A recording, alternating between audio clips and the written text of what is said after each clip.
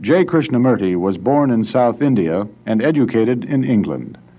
For the past 40 years, he has been speaking in the United States, Europe, India, Australia, and other parts of the world. From the outset of his life's work, he repudiated all connections with organized religions and ideologies and said that his only concern was to set men absolutely, unconditionally free. He is the author of many books, among them The Awakening of Intelligence, The Urgency of Change, Freedom from the Known, and Flight of the Eagle. In dialogue with Krishnamurti is the Reverend Eugene J. Schallert of the Society of Jesuits, the director of the Center for Sociological Research at the University of San Francisco, where Father Schallert is an associate professor of sociology. You've said that in order to achieve this seeing that we have been discussing, that one must arrive at a state in which he is attentive and freely or choicelessly attentive to the other. I possibly can give his undivided attention to the other. Yes. And before we take the next step, could I say that we are really not looking for an answer to the question, what is seeing? Are we not looking for seeing itself, which is really not an answer? Is there an answer, sir, when there is real perception? Actually, what is there an answer? Perception is not an answer. No. I must insist with you that perception is not an answer. But when there is perception of what is. What is in the world, what is in me. I am the world and the world is me. That perception, not a conceptual perception, but actual perception. The world is me and I am the world. There is no division between me and the world. I am the world. There is perception.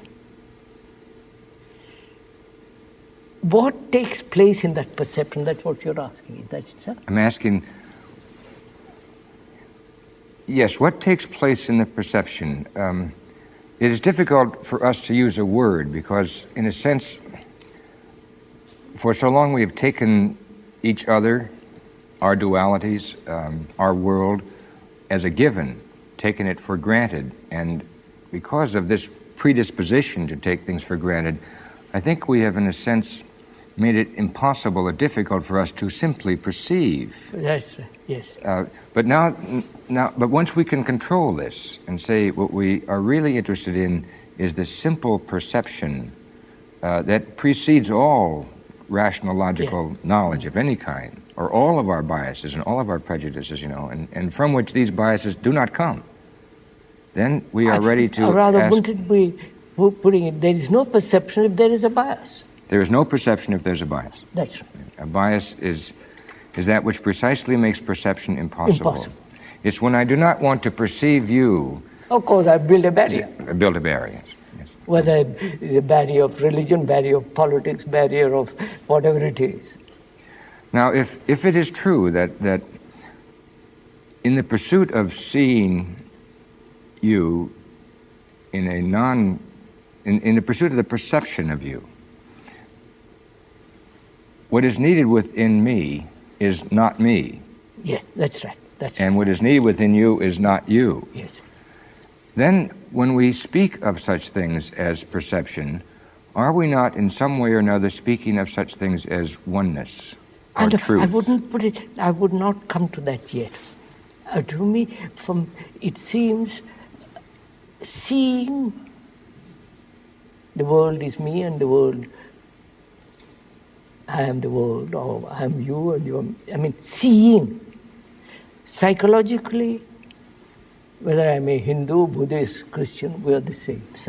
Inwardly, we're all in a state of confusion, battle, misery, sorrow, with appalling sense of loneliness, despair. And that's what the common ground of all humanity. There is that perception. Now, what takes place when there is that perception? That is what we're trying to pursue and to explain, Yeah. Without explaining it. And that's what we're going to share together in this. Yes. There is perception of sorrow. Of Sorrow. Sorrow. Let's take that. My son, my brother, my father dies. What takes place generally is I escape from it. Because I can't face this sense of tremendous danger, of loneliness, of despair. So I escape. Escape in ideology, in concepts, in a dozen ways. Now, to perceive the escape, just to perceive, not check it, not control it, not say I mustn't perceive, just to be aware, choiceless again, to aware that you are escaping. Then the escape stops. The momentum of escape is a wastage of energy. You've stopped that energy. Not you have stopped. Perception has ended the wastage. Therefore you have more energy. There is more energy. Then, when there is no escape, then you are faced with the fact of what is. That is, you have lost somebody. Death, loneliness, despair. That is exactly what is. There, again, a perception of what is. I think I see the direction you're taking. What you want to say is that when I perceive that you are sorrowful, because I don't perceive sorrow, it doesn't exist by itself. So when I perceive that you are sorrowful, what I perceive is that you have been separated. And this is a source of sorrow, because now your father is dead and you are separated. And in perceiving that sorrow is associated with separation, or am I not perceiving that joy is associated with... No, sir, not yet. The fact is I've lost somebody. That's a fact. Burnt, gone. And if it is something gone, finally gone. And I feel tremendously lonely. That's a fact. Lonely, without any sense of relationship, without a sense of any security. I'm completely at the end. Many people speak of this as saying, I am empty now. Yeah, empty. There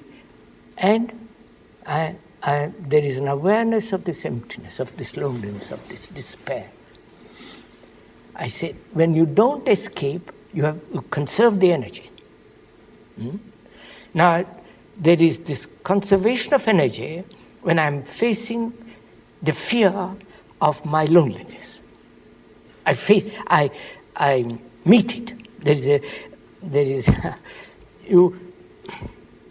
You are aware of it. There is an awareness of this fear of loneliness. But now how can you give your undivided attention to someone whom you have lost? Simply and finally. I've lost him finally. But now we are examining the state of the mind that has lost. Yes, we're trying to understand. Yeah. The mind that it says, I've lost everything. I'm really in a desperate sorrow. Right? And there is fear. See that fear. Don't run away, don't escape, don't try to smother it by courage and all the rest of it. See that fear. Be choicelessly aware of that fear. Then in that awareness, fear disappears. It does disappear. Yes. Then you have now greater energy. Yes, and we've all experienced that, how how seeing fear disarms fear. Fear. Yes. Next, what is there? Why is there sorrow? What is sorrow? Self-pity? Well, when it's associated with anxiety or fear, then we will have to call it self-pity. Self-pity. Yes. What does that mean, self-pity? You see, that means me is more important than the person who's dead. And so you didn't give your undivided attention to I that never person. loved that man. Precisely, yes. My child, never loved that child. Yes. I never loved my wife or husband, sister. It is there I discover there is in this state of awareness, there is the discovery that love never existed. Or in the discovery of a sorrow which is associated with grief or with separation or with fear, there's the discovery that love has been horribly limited. If I didn't have it, I couldn't have it. Yes. Love means something entirely different. So now I've got there is tremendous energy. You follow, said, not escape, no fear, this sense of self-pity, concern about myself, my anxieties. So there is this, out of this sense of sorrow, there is this bubbling energy, which is really love. Which is really love. Yes, yes. So now we have discovered that when one gives his undivided attention to another... And no, I have not given my attention to the person who is dead, my father, my son, my brother. No. I have given there has been attention to the state of my mind, the mind which says, I suffer. Yes, but we have been trying to examine what I suffer means in the context of what choiceless attention means. Yes. So I find love is a total attention. Love is a total attention. Without any division. In a sense... I think this is really important because, you see, sir, for us love is pleasure. Sexual, other ways. Love is pleasure. And love is fear. Love is jealousy. Love is possessiveness, domination, aggression. You follow? We use that word to cover up all this. Love of God, love of man, love of, country, love of so on, so on. All that is the love of my concern about myself. Yes, all of that is self-love. Obviously. But it's the me that is being loved, not the self that is being loved. That's no love. That's a tremendous discovery. That requires great honesty to say, well, by Joe, I've never really loved anybody. I pretended, I've exploited, I have adjusted myself to somebody, but the fact that I have never known what it means to love, that's a tremendous honesty, sir. To say that I thought I loved and I never found it. Now I've come upon something which is real, which is I've watched what is and moved from there. There is an awareness of what is, and that awareness moves. It's a living thing, not comes to a conclusion. Now, why is it that in our attempt to pursue the question of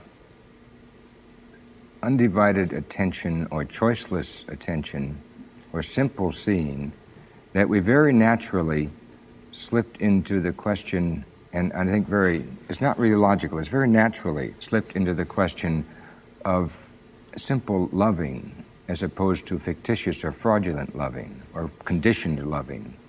There must be something about the loving and the seeing process which is so similar that we can slip from seeing to loving and really be discussing the same thing. And as we move, Well, move is not a good word. No, As we become aware of as we develop this undivided attention, or this choiceless awareness. Not, if I may suggest, don't use the word, humbly suggest, not the develop, that means time. That's why. Be aware. Be aware. Yeah, we're struggling with words because be aware of the carpet, the color, the shape, the form. Be aware of that. Don't say, I like, don't like, this is good, this. Just be aware of it. And then from that grows the flame of awareness, if one can so call it. You see? But you see, haven't you said the same thing in different words by saying, be aware of the other, of the carpet, of the tree, of the universe that within which you live, and then you translate into another level of perception, and you say, love the carpet, love the tree, love the universe, and you don't feel that there's a difference between being aware or seeing undividedly and loving undividedly or unconditionally. Sir, when you are so aware, there is that quality of love. You don't have to say be or not be. It is there. It's like a perfume in a flower. It is there. The two are they're not different sides of a same No, coin. it They're is the the same same coin. thing. Same Same coin. Yes, yes. With no sides at all. Yes. So that then to see in this undivided way, choiceless way, and to love in this choiceless way must be one and the same thing. Yes, but you see, the difficulty is we are so eager to get this thing that we lose the real thread of it, the beauty of it. Yes. Now suppose that we were to move our discussion one more step, or maybe another step, because it's not more, and say that as far as we can perceive, to be aware and to love are one and the same thing. Could we move one step further and say to be is the same as to see and to love? What do you mean by, I don't mean further now. The word to be? Everybody says, I am. The whole young generation at present says, I want to be. What does that mean? I'm sure it means very little. I think it means be active. Yeah, that's all. Yeah. Or be possessive. Yeah, or be possessive, be angry, be violent. I am. Yeah. That's what I am. Yeah. And so then the word to be has a connotation about it that is associated with activity, Yes. which can only follow from this inner energy, which is what to be means. That all this brings us to a question: whether man can change at all. That is the fundamentally, it seems to me that's one of the major questions in the present world.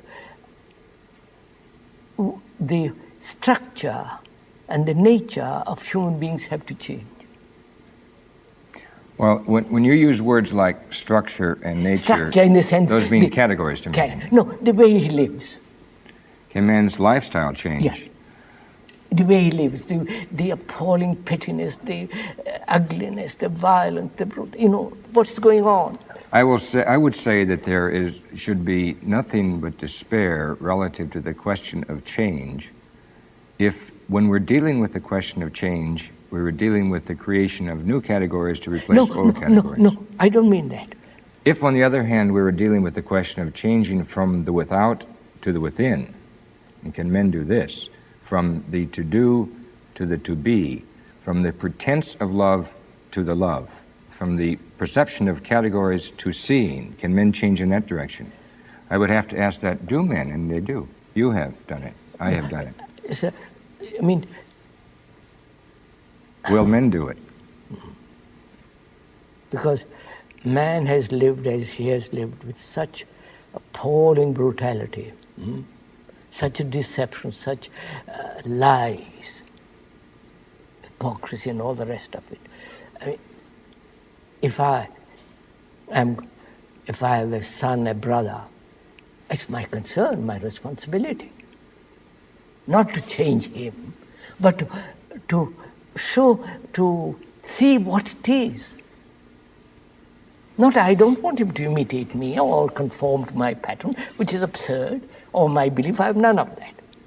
So I say, look, how is it possible for a human being to change? This change not into a particular pattern, to bring about a total psychological revolution. If I were to start someplace, Krishnaji, I believe I would start with you. Not because I think you need changing, because I don't, nor because I think you would want to change, but because I think you want to teach, you want to share. You have received so much joy from understanding and from loving that this radiates from within you. Now, if you wanted to teach someone that there is more to be seen than is seen, and the more is not quantitative, but in depth, maybe I would want to change you in this direction, that when you speak of the world and its conflict and its tensions and its violence and its hypocrisy, that you may also address yourself to some other question, which I'm sure you have done, but don't speak of it, the question of not only the endurance of inner conflict or exterior conflict, but the endurance of inner joy and exterior joy. Now, wait a minute. These are always there when you talk, but they're not expressed. When does joy come? When I don't seek it. It happens. I don't have to cultivate it. The mind hasn't to pursue it. Yes, the mind cannot pursue Therefore, joy. I have to understand, there is an understanding must take place. What is pleasure and what is joy? That's where we mix it. We mix our levels, yes. To understand joy is more important than to understand pleasure. To understand pleasure is far more important to understand joy. Yes. Because we want pleasure, we pursue pleasure. All our, everything is our pleasure. The whole moral, social structure is based on this enormous pleasure.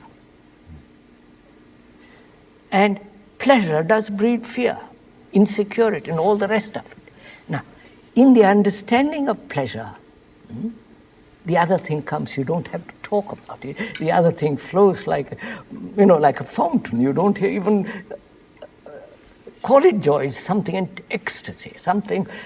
Are you saying then that in the pursuit of fear to escape, or in the pursuit of joy, anxiety, pleasure, or in the pursuit of pleasure, in both pursuits we find death?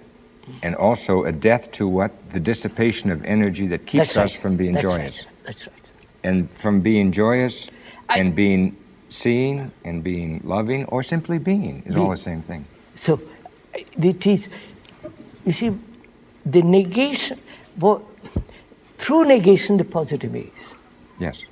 Not the positive, assert the positive is to negate the real. But as we have said before, to negate the categories is really not what we're dealing with, nor are we dealing with the negation of seeing simply. We're dealing with the negation of all of those obstacles, like pleasure, to joy. Because unless you negate pleasure, you will never be joyous. And when you're joyous, you're also quite pleasurable. And you don't talk about it. The moment you're conscious that you're joyous, it goes. It goes, yes. Like being happy, and you say, well, how happy I am, it becomes nonsense when you say how happy I am. But now, yes, because now you've rationalized it and put it into category, and now it becomes something to speculate about rather than to do, yes, or to be, yes. At the same time, if we are since we are pursuing as deeply as we can the pursuing seeing and understanding and loving, or this undivided attention, since we're pursuing that, And we found that one cannot pursue it except by negating fear or negating pleasure. Yes, sir. As being understanding pleasure, understanding the pleasure. whole Yes. nature of pleasure. Yes. Then we must ask ourselves, well, if these are not the avenues to seeing or loving or being, then, and I suppose we will ultimately get to the question of being or being one. I suppose we may get to that question, because we want to discover that you are one with the world and the world is one with you, and you are one with myself and I am one with you. We want to discover that.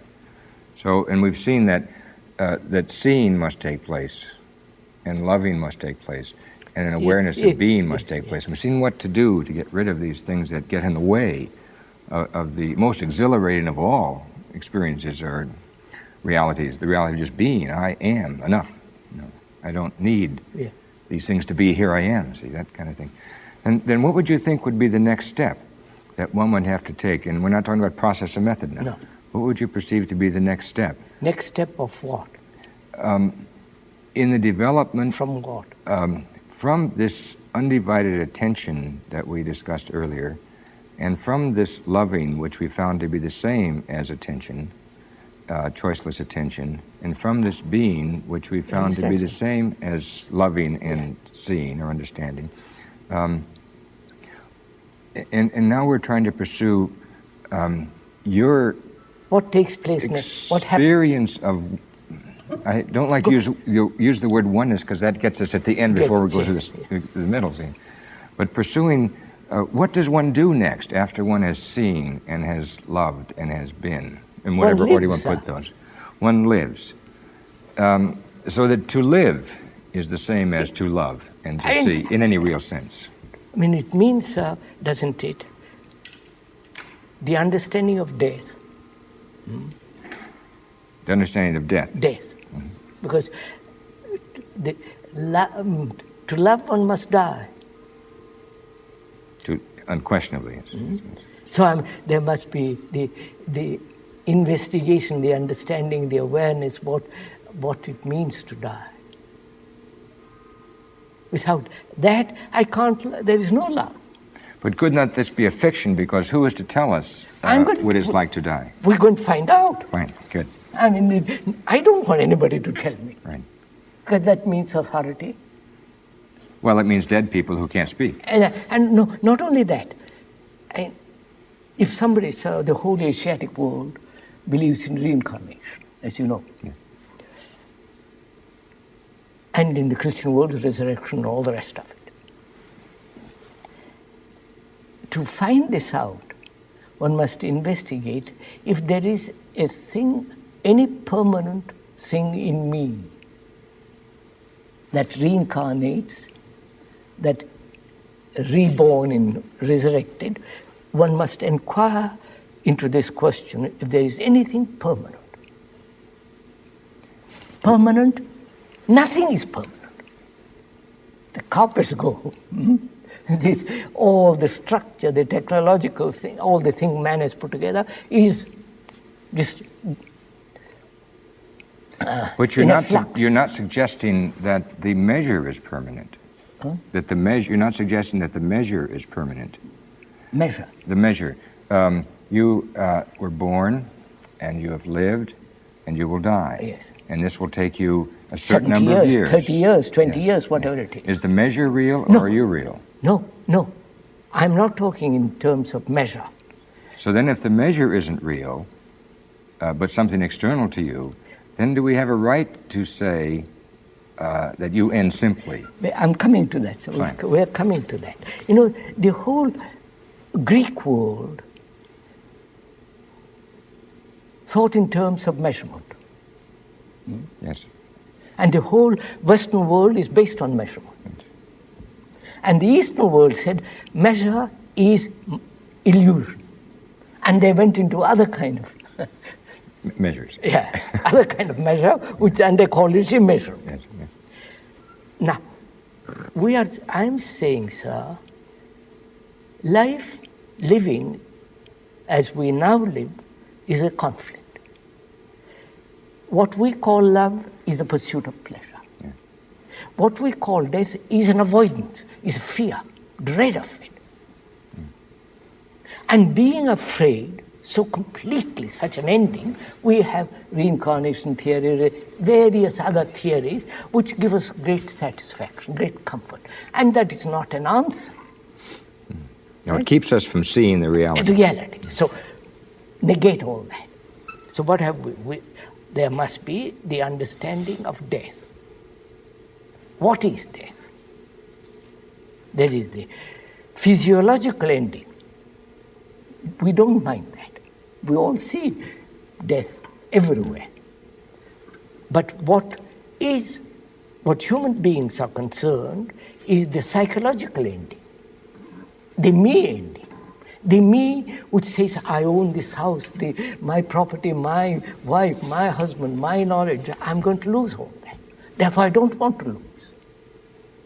The known is more attractive than the unknown. The known is the factor of fear. In a rational world. And we're looking at yes, it. Yes. So I have to understand, what does death mean?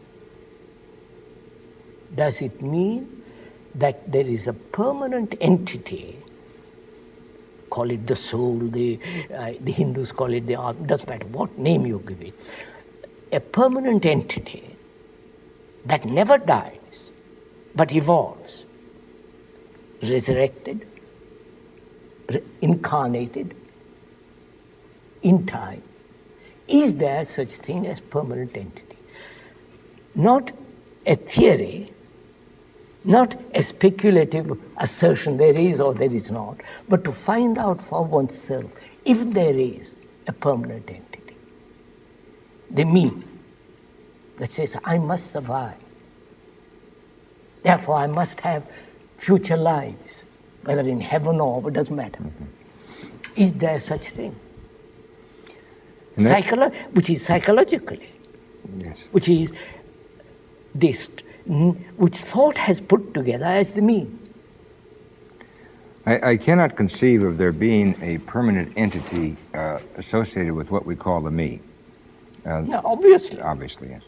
Then is there a permanent me apart from that? But then we can ask the question, is there something immeasurable about me apart from that? The moment you say the me is the immeasurable, then I'm back again. You're back again, sorry. Apart from the self. I'm going to find out. Yes, now we must pursue that. That's it. There must be discovery of whether there is the immeasurable or not. Not there is or there is not. One must come upon it. Yes. The mind must come upon it. So, there is no permanent self. Higher, lower, no permanency. Therefore, what is then death? Physically, biologically, there is death. This we all understand. We see it all the time. Everything goes. Yes. What one is afraid of is the psychological accumulation in relationship of every form of image, knowledge, function. That's what we are frightened of losing. Mm-hmm. That takes the form of the me, which is going to evolve, become more and more perfect till it reaches heaven or whatever you like to call it. We see that's false. Then what is death?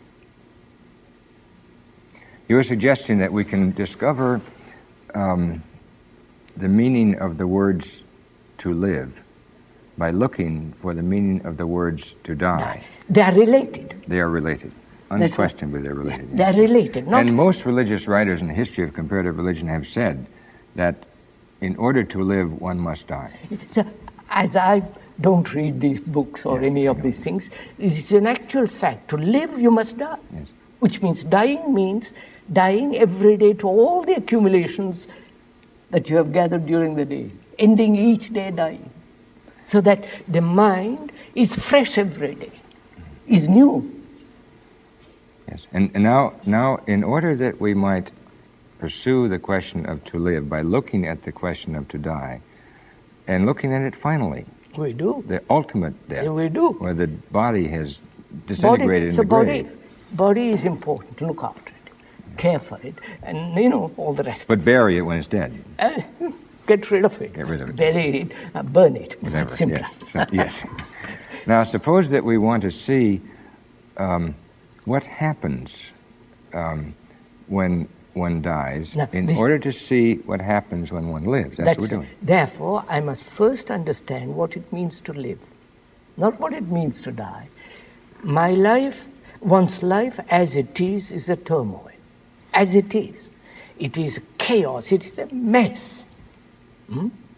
With all kinds of ideals, conclusions, it's a mess.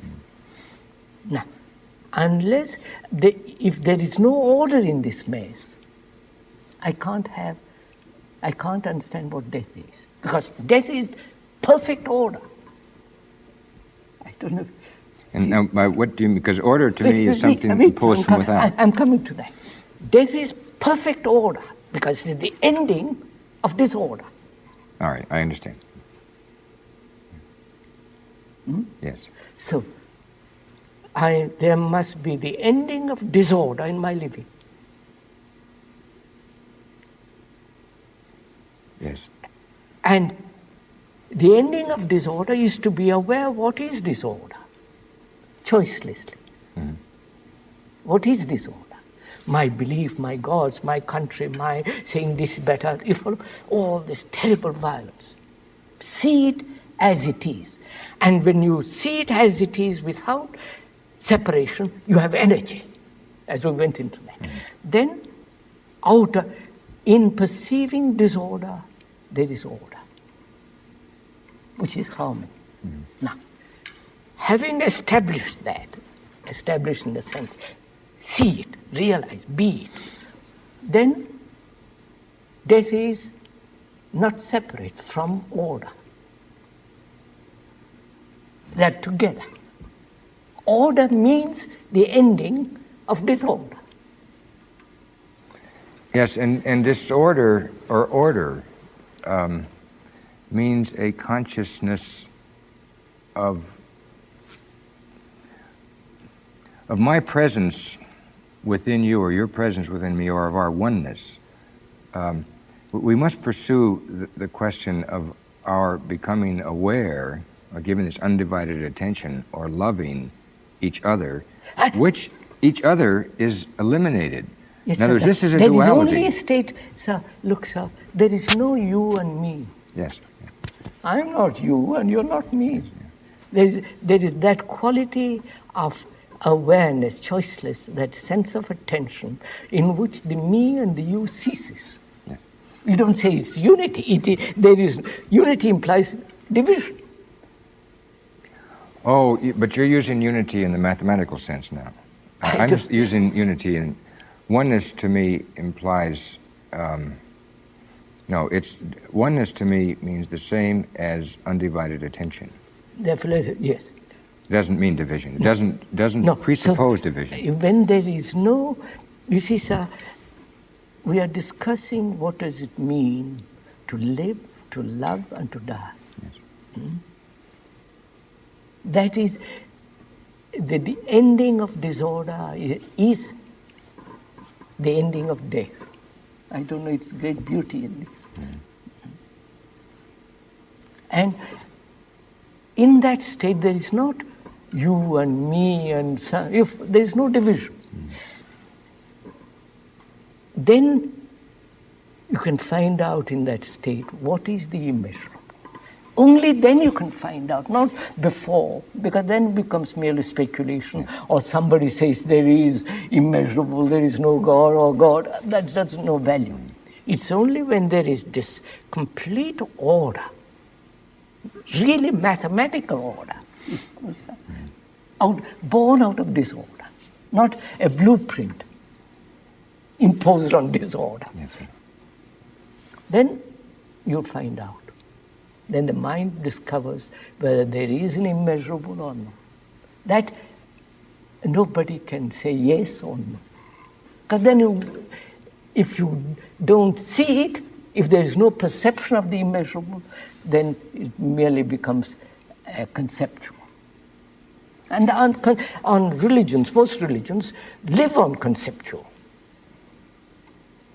Suppose we were to pursue this question of order, the next step, and ask ourselves, when we say things like this, that peace, harmony, like the harmony of my fingers working together, or like the harmony of you and I in our dialogue, if we were to say that peace or harmony is the tranquility that's associated with order, and wanted to say, and what more do we mean by order than just orderliness?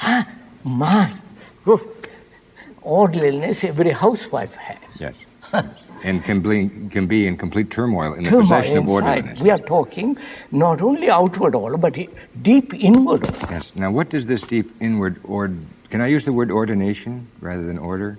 Ordination. I don't know quite what. The ordination of one to another, and then remove the divisions.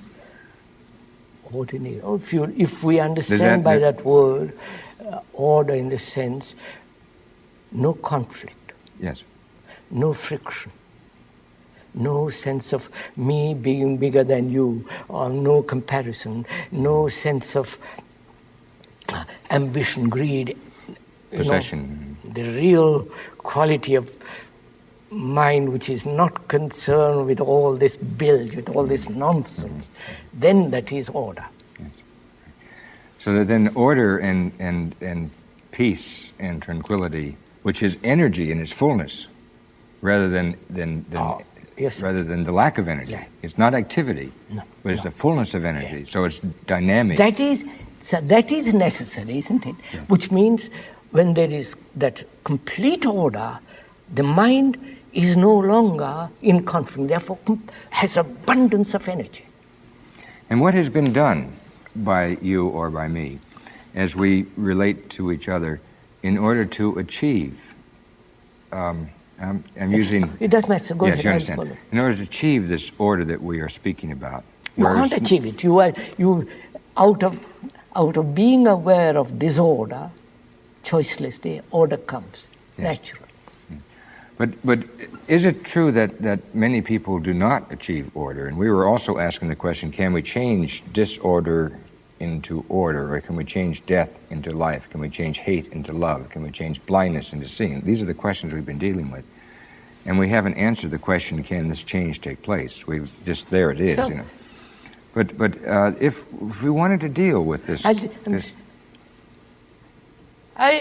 you listen to what is being said. You give your whole attention. Not as a Catholic or this or that. You give your complete attention. You're in that state of attention, there is a transformation. You're no longer a Hindu, Buddhist, or whatever it is. You're finished with all that. You are now a total human being. Then you go around talking about it. You follow, you are not, you are active, you are not, you are an outsider operating on the world. But you are not of the world, but an outsider. Would you say that in our conversation, that the closer we get to the truth, the less conscious you become of the fact that I am Catholic priest? Has it mattered in the last? Not in the least. Not in the least. Yeah. But it's up to you. And it has not mattered to me whether you are a priest or not a priest. But I haven't even thought of that because it makes a little difference. Choiceless attention to you. It makes a difference. Take, for instance, this I have met in India and elsewhere. Several Hindus have come to me and said, why don't you put on sannyasi robes? You know, sannyasi, that is monk's robe. I said, why should I? To show that you are not of the world. I said, look, I'm not wanting to show anything to anybody. This is real to me, that's good enough. If you want to come and listen, listen. But don't go by my garb, by my gesture, by my face. That's not important. But to them it's important because they use that as a platform from which to attack or to distract or to take. But if you're not standing on any platform, if you don't belong to anything, why should I be any collar, no shirt? Oh, but I think as we pursue the question of what it means to live and to die, to be and to not be, to love and to hate, And so, as we pursue those things, we must also at the same time pursue the question, what does it mean to belong? Now, if you ask me, do you belong to the Catholic Church, I would say, of course not, because I am not a thing which can be possessed by anyone. quite. Nor is the Catholic Church something that I possess. So I would not like to use the word belong. If we had a love relationship with each other, could I say, you are my friend? Yes. No, I couldn't, because that would connote belonging. I see what you mean, yes. And I could not say you are my friend. We use the word all the time, but the word my distorts what we see. So, when we I'm questioning, why do we belong to anything at all? I don't think we can. If we are free, then we're not slaves, and then we don't belong to Therefore, anything. that is the main thing. Yeah, the possessive relationship No, is not is irrelevant. Not to belong to any organized spiritual religious group or belong to party, this sort of thing. Because that encourages division. Yes. If I am free, those mean the same thing, then I'm not capable of being possessed by anyone. I don't belong. It doesn't. The word doesn't mean anything. But one has to be, not to belong means to stand alone. Not. But this is a contradiction of what we've been saying during the whole time. No, not to belong is the price one must pay for being and loving and seeing. Yes, but anything. Yes, sir. But also it implies not to belong to any structure which human beings have put together. Yes. Which means that you have to stand alone, outside, not belong to all these messes. So, when you have order, you don't belong to disorder. But now I think we're getting close to what we wanted to say, that to die is to live. And not to belong. Is that a concept or a reality? No, that's an experience. That's a reality. That must. If it is real, it's something burning. It isn't just it burns everything, falls. Yes. I see that, and of course we experience this all the time. What I'm saying is that if one can get over the fear of dying, then one can understand and live with the fullness of this energy that we're talking about. I think by the same token, if one can get over the question of belonging or having in any way, one can get to the question that being is. And this is, I wonder if this is loneliness or being alone, or I wonder if this is that's what the one. danger of being, one has to go into that. What is it to be? We can put into various categories. The category is not be. But when you suggested that when we were discussing the question of what it is to be, and we pursued this through the question of dying and belonging, and you said is to be alone, and is that what you want to say? How can I, sir, if I die to my conditioning as a Hindu, how can I belong to be a Hindu? It has no meaning.